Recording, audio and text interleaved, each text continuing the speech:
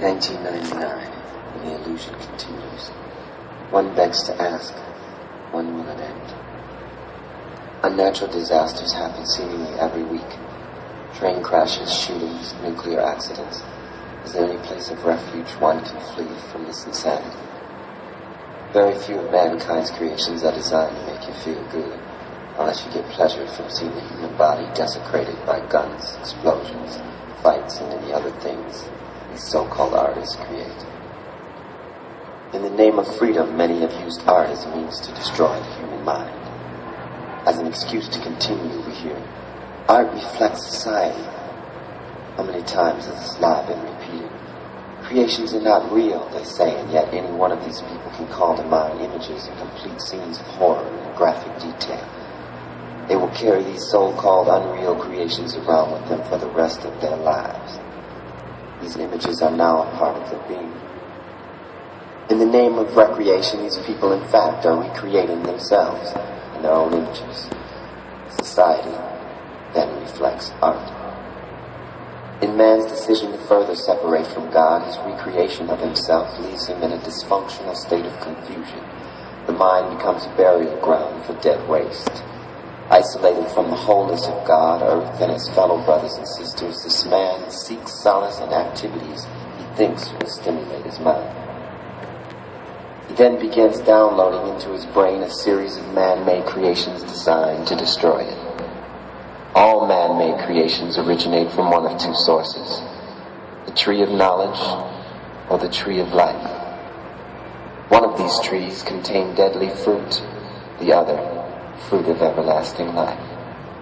The one who disregards this fact recreates himself and his kind into extinction. You are reading these words on a machine created by man. As you read, you hear a voice speaking to you the words that you perceive.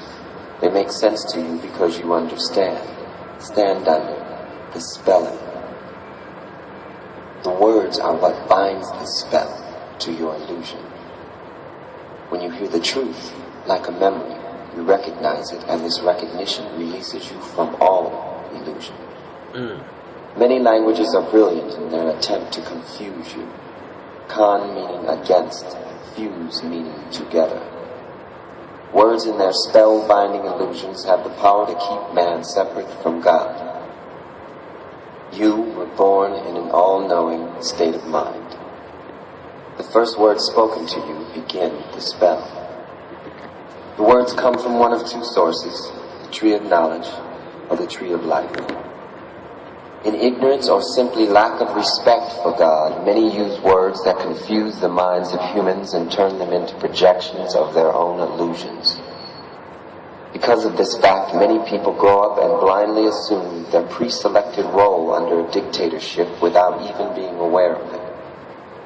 When asked what they are doing here on earth, most will answer with statements that do not reflect their natural God-given desires.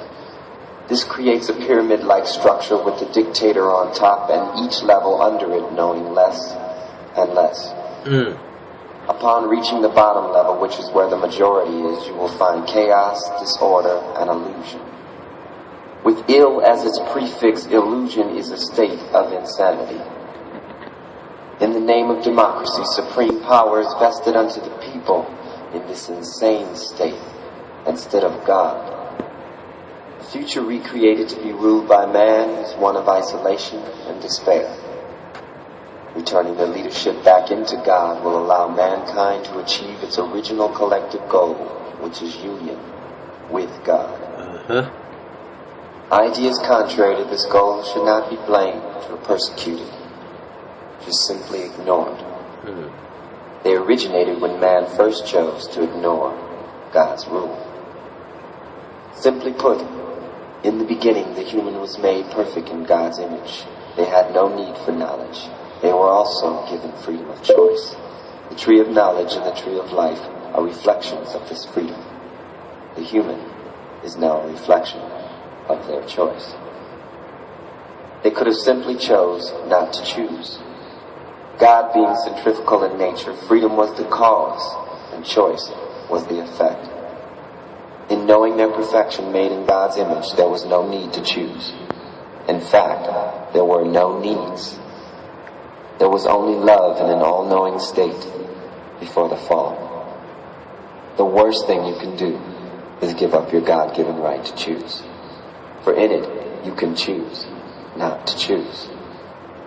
Therein is the final judgment.